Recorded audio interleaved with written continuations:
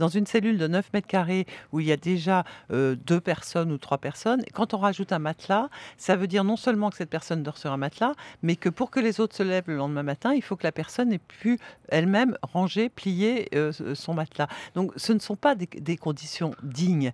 Il est étonnant d'ailleurs que la France n'ait pas encore été condamnée par la Cour européenne des droits de l'homme pour de la surpopulation. Elle l'a été pour des conditions indignes, mais elle n'a pas encore été condamnée pour la surpopulation, comme par exemple l'a été il y a quelques années l'Italie. Et on s'aperçoit que grâce, je suis obligée de dire grâce à cette condamnation, eh bien, le taux d'incarcération a baissé, le taux de surpopulation en Italie a baissé. Donc, c'est la raison pour laquelle moi j'en suis venue à souhaiter que la Cour européenne des droits de l'homme condamne la France pour l'obliger à faire quelque chose. Il y a des solutions. Ce qu'il faut comprendre, c'est que pour combattre la surpopulation pénale, les solutions, ce qu'on appelle les alternatives à la prison, c'est-à-dire le sursis mis à l'épreuve, la contrainte pénale, le contrôle judiciaire, elles existent, ces mesures. Elles sont sur la table. Simplement, elles ne sont pas suffisamment prononcées par les magistrats, mais également, et c'est cela sur lequel je veux insister,